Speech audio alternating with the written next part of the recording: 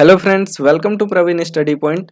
दोस्तों, आज की इस वीडियो में हम क्लास 9th एनसीईआरटी हिस्ट्री का चैप्टर नंबर 4 पढ़ने वाले हैं, जिसका नाम है वन्य समाज और उपनिवेशवाद। दोस्तों, इस चैप्टर में हमें ये दिया गया है कि जब अंग्रेजों का भारत में शासन था, जब भारत में अंग्रेजों का नियंत्रण था, तो उन्होंने यहाँ के वन्य समाज को किस तरह से प्रभावित किया, यहाँ के वनों में कौन से नियम कानून लगाए जिससे कि वन्य समाज जो था भारत का वो किस तरह से प्रभावित हुआ। ठीक है, इसके बारे में हम जानेंगे। और बहुत सारे विद्रोह भी हुए, कई वन विद्रोह भी हमें देखने को मिलते हैं 19वीं शताब्दी के मध्य में। ठीक है, तो हम इन सभी चीज़ों को इस चैप्टर में जानेंगे और बड़ा इंटरेस्टिंग टॉपिक है, बहुत इंटरेस्टिंग चैप्टर होने वाला है। तो आप इस चैप्टर को पूरा देखें ताकि आपको ये चैप्टर एक कहानी के वे में समझ में आए। ठीक है, तो चलिए वीडियो को शुरू करते हैं, चैप्टर को शुरू करते हैं। सबसे पहले आपको यहाँ पर इंट्रोडक्शन दिया गया है। इसमें लिखा है, अपने स्कूल और घर में चारों ओर नजर दौड़ाकर उन सभी वस्तुओं को पहचाने जो जंगल की है। इस किताब का कागज, मेज की कुर्सियां, दरवाजे, खिड़कियां, वे रंग जिनसे आपके कपड़े रंगे जाते हैं, मसाले, आपकी टॉफी के सेलोफेन रैपर, ठीक है, बीड़ियों के तेंदुपत्ते, गोंद, शहद, कॉफी, चाय और रबड़, ठीक है, ये सभी हमें जंगलों से मिलते हैं। साथ ही चॉकलेट में इस्तेमाल होने वाला तेल जो साल के बीजों से निकलता है, ठीक है, ये भी है। खाल से चमड़ा बनाने में इस्तेमाल होने वाला चर्म शोधक या दवाओं के रूप में इस्तेमाल होने वाला जड़ी बूटी, इन सबको भी हमें नहीं भूलना चाहिए। ये सब हमें कहाँ से मिलते हैं? जंगलों से मिलते हैं। और हाँ, बांस, जलावन की लकड़ी, घास, कच्चा कोयला, पैकिंग में उपयोग होने वाली वस्तुएं, फल फूल, पशु पक्षी व ढेरों दूसरी चीजें भी जंगलों से ही आती है। अमेज़न या पश्चिमी घाट के जंगलों के एक ही टुकड़े में पौधों की 500 अलग अलग प्रजातियां मिल जाती है। तो सोचिए हमें कितने विविध प्रकार के सामान, हमें कितने विविध प्रकार की जड़ी बूटियां वहां से मिल सकती है। ठीक है, अपने जीवन यापन के लिए। यह विविधता तेजी से लुप्त होती जा रही है। विविधता का क्या मतलब है कि अलग अलग मिलते हैं हमें, मतलब विविधता का मतलब है कि बहुत अलग अलग चीजें हमें वहां पर देखने को मिलती है, यही विविधता है। ठीक है, तो यह विविधता तेजी से लुप्त होती जा रही है, मतलब खत्म होती जा रही है। क्यों? औद्योगिकरण के दौर में सन 1700 से 1995 के बीच 139 लाख वर्ग किलोमीटर जंगल, यानी दुनिया के क्षेत्रफल का 9.3% भाग औद्योगिक इस्तेमाल, खेती बाड़ी, चारागाहों व ईंधन की लकड़ी के लिए साफ कर दिया गया। तो 1700 से लेकर 1995 तक लगभग 139 लाख वर्ग किलोमीटर जंगल साफ कर दिया गया। ठीक है, 139 लाख किलोमीटर का एरिया, आप सोच सकते हैं कि कितना बड़ा होगा। उतने एरिया में जो जंगल फैला हुआ था उसको काट कर साफ कर दिया गया 1700 से 1995 तक। और ये लगभग पूरे विश्व में दुनिया में जो जंगल है ना, उसका 9.3% है। ठीक है, किसके लिए? तो औद्योगिक इस्तेमाल के लिए, खेती बाड़ी के लिए, चारागाहों के लिए, ईंधन की लकड़ी के लिए, कुल मिलाकर उतना हुआ है। ठीक है, अब हम इसमें फर्स्ट टॉपिक पढ़ेंगे कि वनों का विनाश आखिर क्यों हो रहा है। ठीक है, यहाँ लिखा है, वनों के लुप्त होने को सामान्यतः वन विनाश कहते हैं। वन विनाश कोई नई समस्या नहीं है। वैसे तो यह प्रक्रिया सदियों से चली आ रही है, लेकिन औपनिवेशिक शासन के दौरान इसने कहीं अधिक व्यवस्थित और व्यापक रूप ग्रहण कर लिया। आइए भारत में वन विनाश के कुछ कारणों पर गौर करें। ठीक है दोस्तों, वन विनाश पहले भी होता था, जैसे बहुत पहले, आज से 3000 साल 4000 साल पहले भी चले जाएं तो उस समय सिंधु घाटी सभ्यता में जो लोग रहते थे, ठीक है, उसके बाद वैदिक सभ्यता आई, वैदिक सभ्यता के बाद उत्तर वैदिक सभ्यता आई। ये शायद थोड़ा सा डिफिकल्ट लग रहा होगा, लेकिन मान के चलिए कि बहुत पहले जो लोग रहते थे उन्होंने जंगलों को काटना शुरू किया और काटते काटते मैदानी भागों में आ गए और वहाँ के घने जंगलों को काट कर वहाँ पे रहना शुरू किया। तो ये प्रक्रिया चलती है, हमेशा चलते आई है। लेकिन जब यहाँ पर औपनिवेशिक शासन था, मतलब अंग्रेजों का शासन था भारत में, तो ये बहुत बड़े पैमाने पर हुआ, बहुत ज्यादा मात्रा में पेड़ काटे गए। ठीक है, इसलिए ये समस्या की बात थी। अब देखिए इसमें फर्स्ट टॉपिक आपको दिया है कि वन का विनाश क्यों हुआ। उसमें पहला टॉपिक दिया है जमीन की बेहतरी, मतलब जमीन की बेहतरी के लिए ये लोग काटे, ये दिया गया है। अब इसमें आपको क्या डिटेल्स दिया गया है वो देखिए। सन 1600 में हिंदुस्तान के कुल भूभाग के लगभग छठे हिस्से पर खेती होती थी और आज यह आंकड़ा बढ़कर आधे हिस्से पर पहुंच गया है।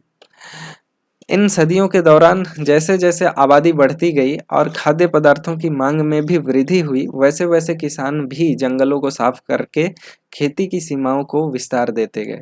औपनिवेशिक काल में खेती में तेजी से फैलाव आया। जब यहाँ पे अंग्रेजों का नियंत्रण था तो खेती में बहुत तेजी से फैलाव आया। इसकी क्या वजह थी, यहाँ देखिए इसकी क्या वजह थी, कई वजहें थी। पहली वजह तो ये थी कि अंग्रेजों ने व्यावसायिक फसलों जैसे कि पटसन, गन्ना, गेहूं और कपास के उत्पादन को जमकर प्रोत्साहित किया। 19वीं सदी के यूरोप में बढ़ती शहरी आबादी का पेट भरने के लिए खाद्यान्न और औद्योगिक उत्पादन के लिए कच्चे माल की जरूरत होती थी और लिहाजा इन फसलों की मांग में इजाफा हुआ। और दूसरी वजह यह थी, पहली वजह क्या थी वो देखिए। पहली वजह थी कि व्यावसायिक फसलों को बहुत ज्यादा उत्पादन करने के लिए प्रोत्साहित किया गया, ठीक है। और क्या है कि आबादी बहुत ज्यादा बढ़ रही थी, ठीक है, यूरोप में, तो उनका पेट भरने के लिए यहाँ पे इन सारी चीजों की खेती की जाने लगी। दूसरी वजह क्या थी, दूसरी वजह यह थी कि 19वीं सदी की शुरुआत में औपनिवेशिक सरकार ने जंगलों को अनुत्पादक समझा।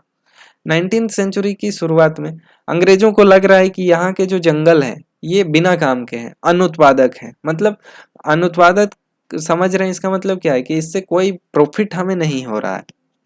अब देखिए उनके हिसाब से यह इस व्यर्थ के बियाबान पर खेती करके उससे राजस्व और कृषि उत्पादों को पैदा किया जा सकता था। उनको लगता था कि फालतू की जो जमीन है यहाँ पे जो वनों से घिरी है उसको काट कर यहाँ पे खेती करके टैक्स कलेक्शन किया जा सकता है, उससे प्रॉफिट होगा, ठीक है। और इस तरह की राज्य में आय में भी बढ़ोतरी की जा सकती है, ठीक है, इस तरह राज्य की आय में भी बढ़ोतरी की जा सकती है, ये लगता था अंग्रेजों को। यही वजह थी कि 1880 से 1920 के बीच खेती योग्य जमीन के क्षेत्रफल में 67 लाख हेक्टेयर की बढ़त हुई। तो यही वजह थी कि 1880 से 1920 के बीच खेती में 67 लाख हेक्टेयर के क्षेत्रफल की वृद्धि हुई।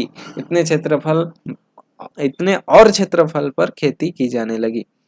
खेती के विस्तार को हम विकास का सूचक मानते हैं, लेकिन हमें यह नहीं भूलना चाहिए कि जमीन को जोतने के पहले जंगलों की कटाई भी करनी पड़ती है।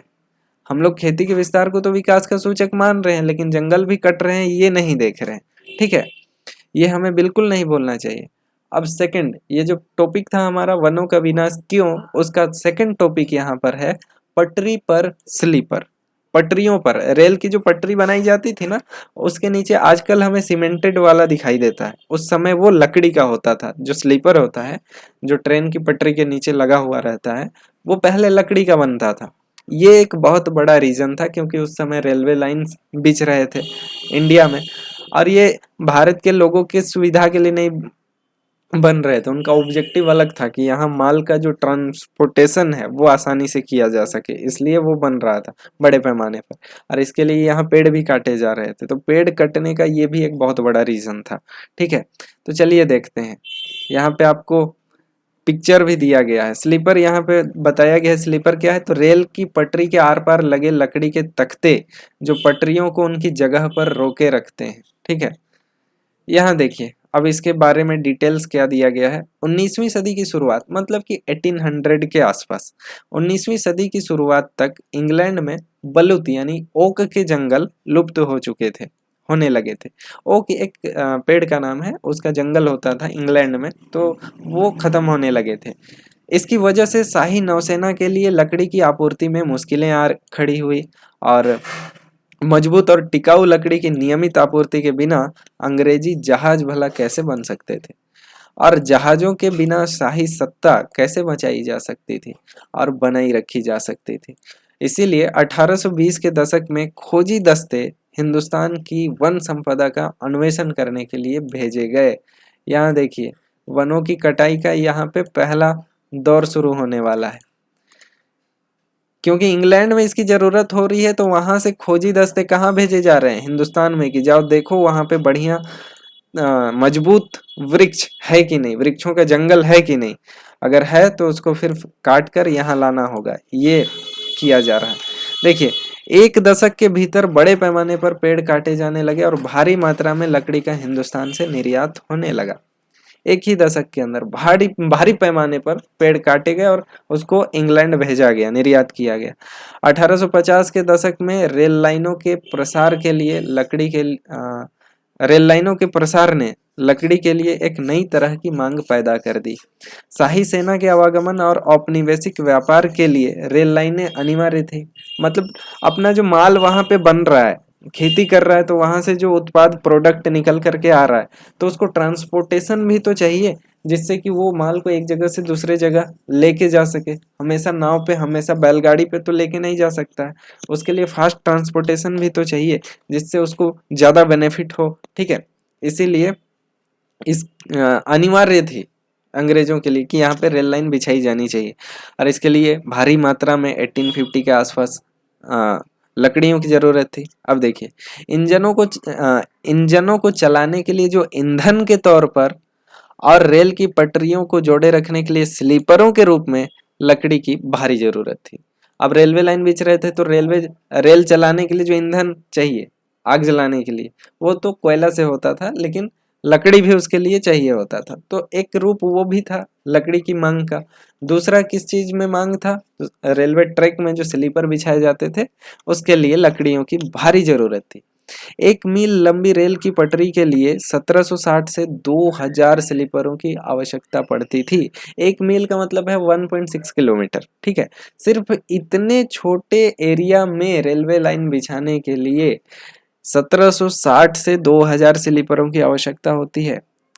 आप समझ रहे हैं कि इतने बड़े स्केल में पेड़, कितने बड़े स्केल में पेड़ को काटा गया होगा जब पूरे भारत में रेलवे लाइन बिछाई गई। ठीक है, भारत में रेल लाइनों का जाल 1860 के दशक से तेजी से फैला और 1890 तक लगभग 25,500 किलोमीटर लंबी लाइनें बिछाई जा चुकी थी। 1946 में इन लाइनों की लंबाई 7,65,000 किलोमीटर तक बढ़ चुकी थी। रेल लाइनों के प्रसार के साथ साथ बड़ी तादाद में पेड़ भी काटे गए।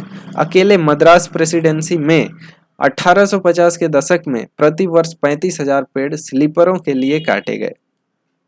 सरकारों ने आवश्यक मात्रा की आपूर्ति के लिए निजी ठेके दिए और इन ठेकेदारों के बिना सोचे समझे, रुकिए इसको मिटा लेते हैं, औपनिवेशिक सरकार ने इनको ठेके में दे दिया कि हमको आपूर्ति करो। ठीक है, और सरकार ने आवश्यक मात्रा में आपूर्ति के लिए निजी ठेके दिए और इन ठेकेदारों ने बिना सोचे समझे पेड़ काटना शुरू कर दिया। रेल लाइनों के इर्द गिर्द जंगल तेजी से गायब होने लगे। ठीक है, रेल लाइनों के इर्द गिर्द जो जंगल होते थे उसे तो फटाफट काट दिया जाता था। यहाँ पे आप देख सकते हैं, यहाँ पे आपको फोटो दिया गया है किस तरह से पेड़ के लट्ठे को काट कर लेके जाया जा रहा है। यहाँ पे लट्ठे को ले जाता हुआ ट्रक, यहाँ पे आप देख रहे हैं ये वाला पिक्चर। उसके बाद ये वाला पिक्चर देखिए, यहाँ ईंधन की लकड़ी इकट्ठा कर रही घर लौटती युवती। ये लोग जंगलों से अपना जीविका चलाते थे, इनके लाइफ में क्या इफेक्ट पड़ा ये भी हमें पढ़ना है इसी चैप्टर में। अब देखिए, तीसरा टॉपिक क्या है, बागान। मतलब वन का विनाश क्यों हुआ इतना ज्यादा इस समय में, उसके लिए ये तीसरा टॉपिक आपको दिया गया है, बागान। यूरोप में चाय, कॉफी और रबड़ की बढ़ती मांग को पूरा करने के लिए इन वस्तुओं के बागान बने और इनके लिए भी प्राकृतिक वनों का एक भारी हिस्सा साफ करना किया गया। औपनिवेशिक सरकार ने जंगलों को अपने कब्जे में लेकर उनके विशाल हिस्सों को बहुत सस्ती दरों पर यूरोपीय बागान मालिकों को सौंप दिया। इन इलाकों की बाड़ाबंदी करके जंगलों को साफ कर दिया गया और चाय कॉफी की खेती की जाने लगी। ठीक है, इस तरह की चीजें हुई। औपनिवेशिक सरकार ने बागान लगाए। ठीक है, क्यों? यूरोप में जिन चीजों की मांग बढ़ रही थी उसको पूरा करने के लिए यहाँ पे बागान लगाना जरूरी था, इसीलिए। दोस्तों, यहाँ पे सेकंड टॉपिक जो है हमारा वो है व्यावसायिक वानिकी की शुरुआत। ठीक है, व्यावसायिक वानिकी की शुरुआत मतलब ये व्यावसायिक वानिकी क्या है इसको हम इसमें देखेंगे। उसके बाद यहाँ पर जो सेकंड टॉपिक है हमारा, इसमें हम अंदर देखेंगे कि वनों के नियमन से खेती कैसे प्रभावित हुई। उसके बाद हम आगे देखेंगे कि शिकार की आज़ादी किसे थी, ठीक है।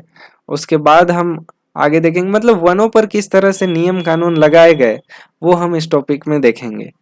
तो दोस्तों आज के लिए इतना ही रखते हैं, मिलते हैं नेक्स्ट वीडियो में जिसमें हम इससे आगे की चीज़ों को कैरी फॉरवर्ड करेंगे और समझेंगे कि इस चैप्टर में आखिर दिया क्या गया है, और एक कहानी के तौर पे हम समझेंगे कि 1850s में जो अंग्रेज हमारे वनों के साथ कर रहे थे वो क्या कर रहे थे, इससे हमारा वन्य जीवन, हमारा जो वन्य समाज था वो किस तरह से प्रभावित हो रहा था, ठीक है।